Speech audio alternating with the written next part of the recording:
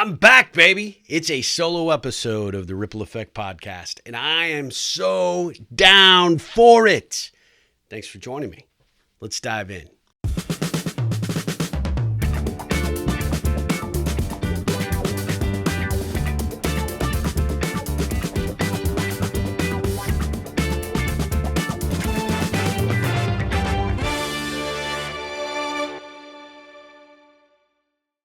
Hey, if you're new around here, my name is Steve Harper. I turn ordinary connections into extraordinary relationships. I do that by helping individuals and organizations identify, develop, and grow their key relationships. One of the tools that I use is this incredible podcast platform and the guests that I invite to join me. I've had so many amazing guests, so many people that are doing such great work, living a true, authentic life and making huge ripples out there in the world. Let's just be honest. I have so loved learning from these masters.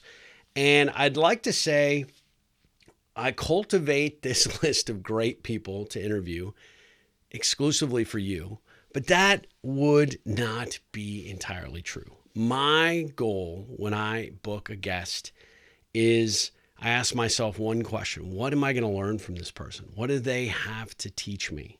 Because, if you come prepared to any conversation, set aside the podcast for a second.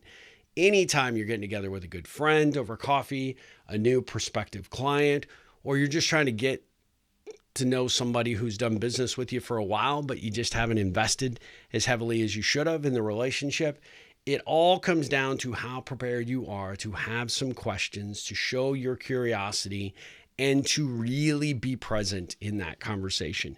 This year, it is next level in terms of my guests. I got to suggest you go back, check out some of the episodes that we've done. Go back to all the early episodes too, and you can see the progression of how much more comfortable I'm getting interviewing. I actually had somebody that comes from big media that said, "Man, you missed your calling." And I'm like, man, coming from you, that is such high praise. I feel like I am such an infant in this process of interviewing, but I do know that is probably not true. Putting a camera on people and putting a mic in front of them, that does change the dynamic. But what I've always been really gifted at is having a conversation, getting to know somebody, even a complete stranger, and doing it with respect and kindness, but a true, genuine curiosity to learn who they are, what makes them tick, try to discover something about their origin story. And of course, the elusive quest that I always have is to try and find that one connection point, that thing that will make them unique to me, and I will find some resonance there. And I can tell you, several of my guests, we've continued to build off those connection points that we discovered during our interview or maybe the pre-interview. And I'm just overwhelmingly filled with an abundance of gratitude and appreciation for just how magical this experience has been. Now, you didn't tune in today to hear a book report on this show. You're probably like, hey, all right, let's do another guest. All right. But, oh, wait. Hey, it's just a solo episode with Steve. Oh. So, I don't know if that's true, right? I'm just kind of making that story up in my head. I've actually had a few people who are like, hey, when are you going to do another solo episode? So I figured, okay, today, I'm going to do the solo episode today. And I will answer a few questions that I think have been posed as of late to me. The first one is, what am I reading today? And I will be honest with you, I have several books that are in motion. I'm reading a few of Ryan Holiday's books. I'm actually reading, I can't remember the one book. I'll think of it in just a second.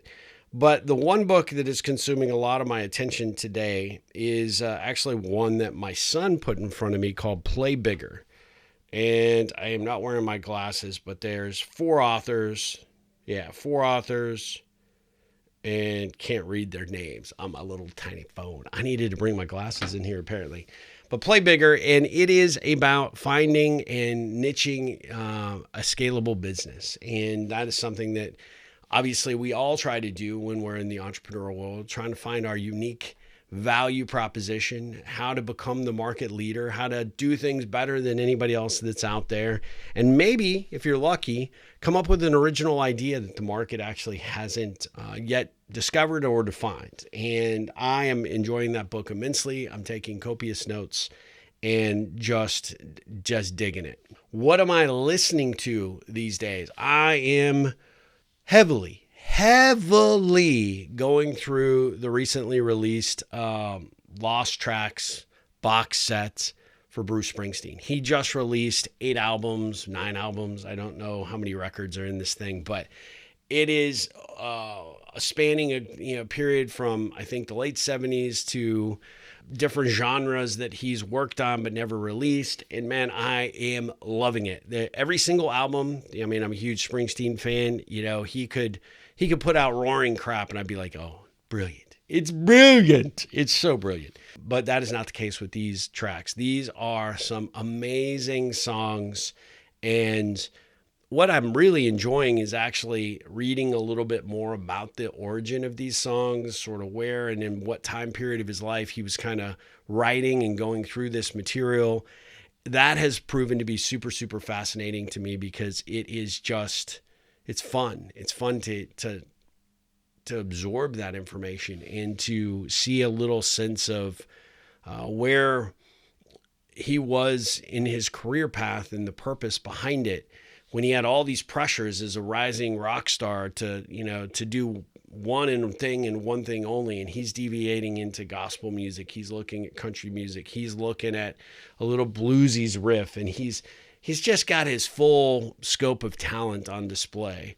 And so this was something that they promoted earlier in the year that it was coming. I had my date on my calendar scheduled or circled, and man, I was ready to get it the moment it came out. I pre-ordered the album, so I had the vinyl that came in this very cool box. I should have brought it in, but it's looks like a road crew box, like if you were on tour or something. It's really awesome. There's some different notes, handwritten notes that he's put in there, obviously duplications or facsimiles of those, but it's still cool. It's like has quickly become one of my prized possessions, and I am listening to it on heavy rotation. That on the music side is one thing. The other thing on the music is I'm really getting into Charlie Parker, jazz musician from way back. I had never listened to his music with any intent. And I got to be honest, I was watching a Cosby Show rerun. I know that may not be politically correct these days because of what Bill Cosby's been accused of, but that show is just... The Cosby Show was just lightning in a bottle. It was such a great, great show. They just happened to have a episode where he was bidding with another physician friend of his for a Charlie Parker album. And I'm like, I've never actually listened to Charlie Parker. Heard it, thought it was a suggestion. So I went, downloaded an album that night and listened to it as I went to bed. And I was like, man, I love this. And then I went heavy into Charlie Parker. And so that's been heavy in my rotation, in my earbuds. That's been rocking and rolling. So, and then I have been really digging a few podcasts. The one that I'm going through and going back through right now is the Tim Ferriss Show, but featuring, it's episode number 820 with Elizabeth Gilbert. They're just, oh my God, this woman has just an immense wisdom. And I just love what she is about and what she is putting out into the world and how unapologetic she is living her life.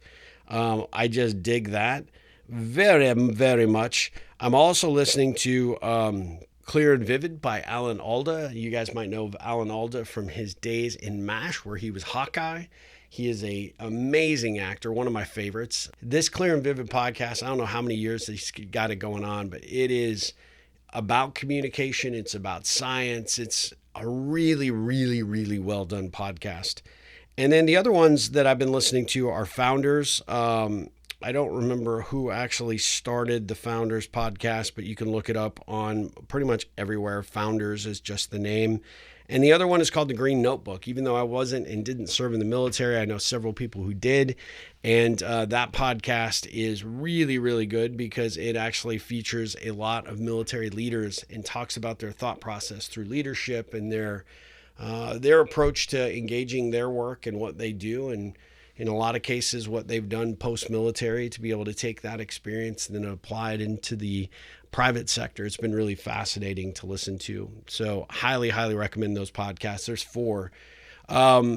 The other question that was proposed is, how am I spending my free time?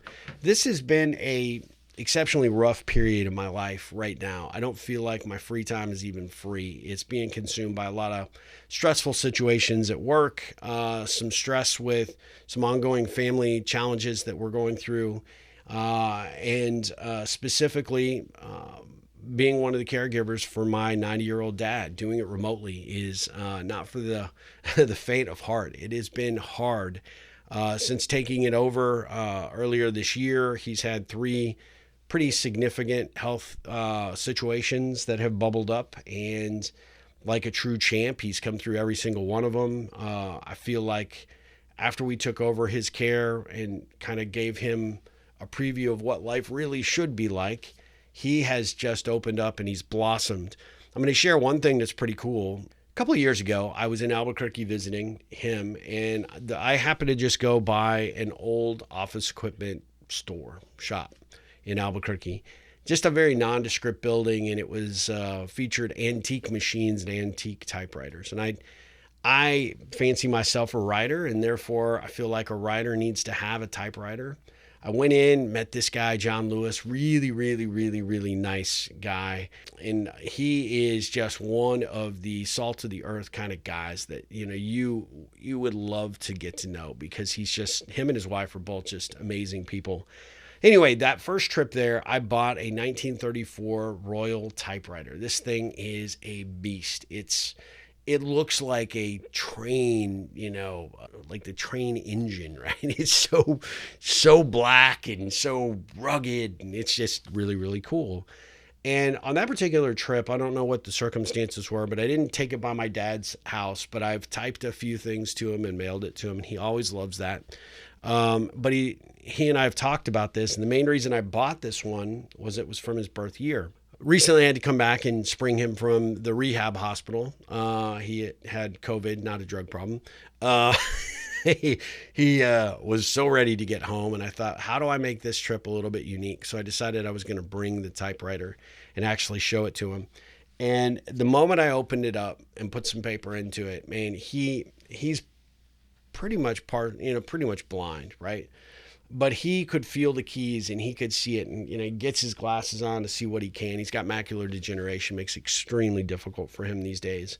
But it was like a switch went on in his head. All of a sudden he's popping, keys. You can't see really the words that he's putting down, but you could see there was intent and focus. And this is such an older machine. You really have to smack those keys with intention.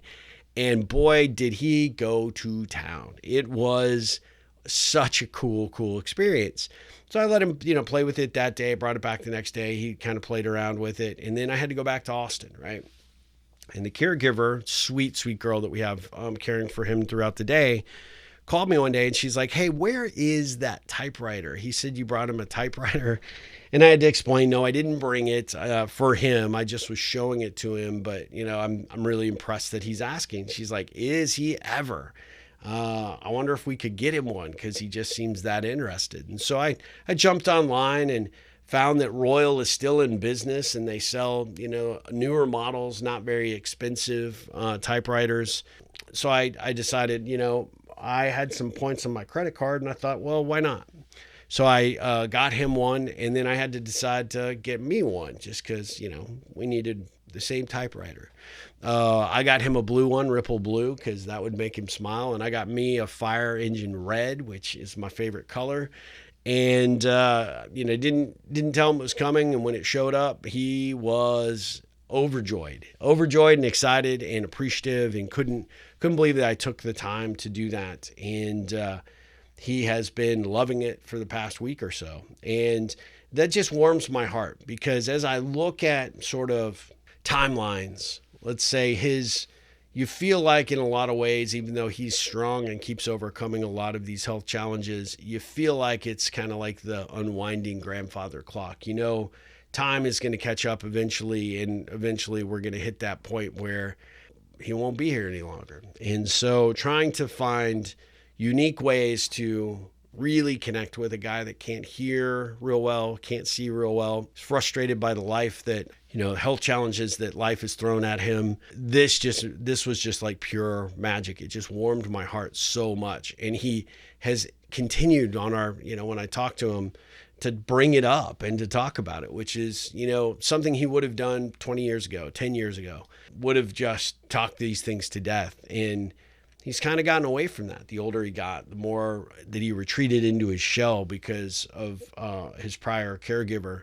Now he's coming out and he's like kind of exploding with creativity and really passionate and excited about life. And this thing just really seemed to stimulate him in a way that was really, really positive. And so it really was awesome.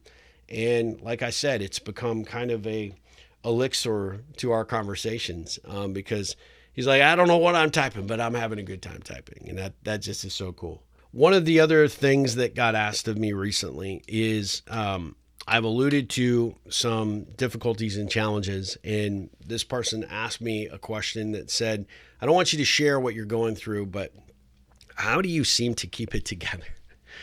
It's a great question. I've always fancied myself as someone that can handle stress in a big, big way. I really like to think that I'm only dealing with one challenge at a time. Sadly, this year has thrown me multiple challenges, multiple unexpected challenges, which usually is the case, but multiple heavy challenges at the same time. And just when you feel like you're lighting your load over here, you got something else that weighs you down and comes and lands squarely on your back. I appreciate the compliment. I appreciate the genuineness behind it. It means that I'm doing a pretty good job acting. Behind the scenes, not doing great. I'm not doing that well. I am stressed. I'm not sleeping all that well. I'm having a hard time getting my mind to quiet down. There's a lot of things that are in process that I can't directly control, I can't directly fix, or I can't directly solve. And I'm just having to trust in my faith that these are all things that are going to work out in time. There is a plan. That brings me comfort. There is somebody higher than me that is overseeing and guiding what happens. What I can do is try to temper my response so that I'm not overreacting, or I'm not going through all these horrible negative scenarios in my head, which is my typical go-to.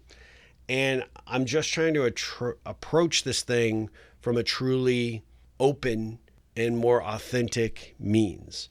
And by doing that, I feel like I've lowered my stress level just a little bit. I feel like I have eased back into focusing on some of the important work that I need to be focused on right now, and just doing what is necessary in order to keep some semblance of control in my life, which is really, really important. And although what you see on these videos or here on the podcast, or if you're on my YouTube channel or any of my social media, let me tell you, whether it's me or whether it's anybody else out there, whatever we show is obviously we want to put the best content out there. But not a lot of people are honest about, the struggles. They want to show off how they're hustling, or, they're balling in their business, or, they're achieving levels of success. And I can tell you, after actually interviewing a good number of entrepreneurs, what you see is not actually what you get. What you see on social is conflated to the point of almost incongruent in a lot of ways. It's hard for me to record content, be upbeat and positive, when in the back of my mind, I'm wrestling with all these tigers. And I have, but nobody wants to hear you, get on a video and complain and whine and, oh, woe is me, because nobody wants that. People come to social media and to these content vehicles to get an escape, get an inspiring idea, be motivated to do something different than you're doing today. And so I feel like there's a little bit of falsity there. So the fact that I've sort of been upfront and honest about me dealing with some things is one thing. To actually get the overwhelming responses that I've gotten, like this question, people calling just out of the blue to show their love and support for me, people asking what they can take off my plate, where they can help me guides. I mean, that has filled my heart with so much immense gratitude and appreciation.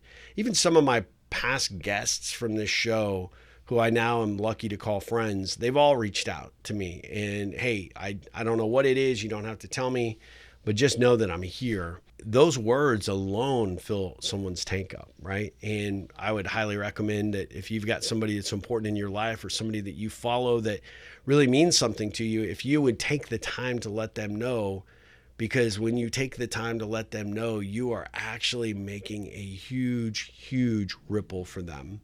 Because sometimes those of us that are out here creating, we don't know whether we're doing anything of substance, whether we're actually making a dent in the universe at all. Maybe I'm speaking for myself, but not really, because I've gotten this feedback from a good number of people. Like when I look at them, like they're your platform, the number of followers, the brilliance that you have out there in the world, and you're sitting here still with a little bit of imposter syndrome or, a worry. It's actually reassuring. I hate to say it. I don't really want to relish somebody else's, insecurity and pain, but it's good to know they have it. It's really good to know they have it, because I got it. Like, I thought I was the only one. I thought I came with a double dose of it, to be honest with you. I really do appreciate that. I'm doing the best that I can with what I've got, and I have given over all of my expectations for me to God and placed it in his hands and said, hey, I need your help here. I need to be able to muddle through these things. I've got high stress. I've got big risk, and I've got lots of uncertainty that's just like punching me in the face. And I need some bigger gloves. I need some headgear. I need some help. I need some protection. And I'm starting to see the fruits of those requests come. Maybe not exactly in the direction or the way that I would have liked it, but that's kind of how it always is, right? Giving up control is not an easy thing. And knowing that you can't influence the outcome of certain things is super frustrating, especially for someone like me that's been an entrepreneur, that's used to having his hand on the yoke so he can go faster, higher, turn right, turn left, do my evasive maneuvers if I need to. I'm talking like a Maverick from Top Gun. That would be awesome, though. Like, wouldn't it? Like Steve, Maverick. We'd be like best buddies. I don't want to be his backseater, though, because that guy kills a lot of people. Anyway, I digress, as I tend to do. But having my hand on the controls, determining how fast or how slow I go and which direction I need to go, and if I need to change directions abruptly, the call is mine. That is what I'm accustomed to, and giving up that and saying, okay, God, I know you're not going to give me more than I can handle. I trust 100% that you have a plan for this outcome. I know that you have the best intention for it to work itself out and to be the most positive, beneficial thing ever. So I'm going to try to give up the worry. I'm going to try to give up the stress. Has that worked? Yes, some. Has it helped reduce how I would normally be and the frustration, pissed off guy that I would be normally walking around because I can't control the things that I want to control? Yes, that's calmed me down quite a bit. It's made me a lot easier to be around, and it's made me be a good support for the people that I need to be a support for. So that part I want to say is a gift. And I do think that I'm in a period of my life right now that I am on the receiving end of a whole lot of messages, and I am just trying to figure out where I'm supposed to do the work that I'm supposed to do. Where I'm supposed to show up and how I'm supposed to show up and how I'm supposed to respond and react. I'm just doing a lot of listening these days. And this question about how I'm handling it all is as best as I can, I think, is probably the simplest answer to that. So I appreciate that question very much. I didn't expect this to be an Ask Me Anything, but I had these questions that had been put in by users. I'm going to finish up this episode with one last one, which is, what are you excited about? Well, as I just said, I have a whole lot of things that are kind of taking away from the excitement quota. But I am starting to put my mindset towards some specific intentions. I've got some new programs I want to launch. I've got some new things that are coming in terms of content. But I think the thing I'm most excited about is, despite all the heaviness on one side, my creativity is just off the frickin' charts. I've gotten back into drawing. I'm doing a lot more journaling. I'm writing more. I'm starting to contemplate a few other book concepts right now. And I'm doubling down in those efforts. I'm learning Spanish through Duolingo. I am holding myself accountable to do something every day to better myself. I am getting better physically in terms of, just my physical fitness. I'm staying committed to moving and doing something strenuous every single day. And as soon as it's not 115 degrees in my garage, I will be back woodworking, which is where my real calmness and stress control takes place. The thing I have actually that I'm going to start, I don't know if I'll be able to do it this weekend before I have some travel coming up, but one of the things that I am actually kind of curious to do is actually do these hand carvings and do a hand print. Not a hand print, but like a manual print. I don't know what they call it, but I saw Austin Kleon do this video about carving these little things and then making these little stamps that, kind of you put onto a book, or you could put onto a note card or something. And I thought, man, what a cool idea. And it kind of marries what I love to do, which is draw a lot of, unique Southwestern designs and cocopellis and different things. And I usually carve those things out. But now I could actually carve these and actually make this part of my brand and my approach. So when I send a typewritten card to somebody, don't be surprised if on the opposite side of the envelope, you're going to have one of my custom stamps that I'm going to hand carve. I'm going to figure out how to pressure, put the paint on it and then do the pressure, whatever they call it. God, I wish that I could get that name. Let me look here really quick. Yeah, here we go. Block printing. Good God. You create these blocks, you put paint on it, and then you put it down pressure on the paper, and it makes these really cool creative images. I really want to start doing that because I want to send out a lot more handwritten cards. I want to do something unique in those cards. I usually draw a doodle or something, but this seems like even cooler. So imagine a hand-carved ripple as an example. That's something that's going to be on my list of things to do. I'm going to hand-carve this thing using an X-Acto knife, and then I'm going to print these things, and then I'm going to send them out with little note cards that just say, hey, I was thinking about you. I hope you're doing well. What can I be doing? What ripples can I be looking to create for you? All that good stuff.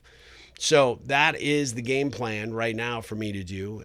So I am ticking some boxes creatively, and that's got me excited. I am loving really tapping into my creativity side.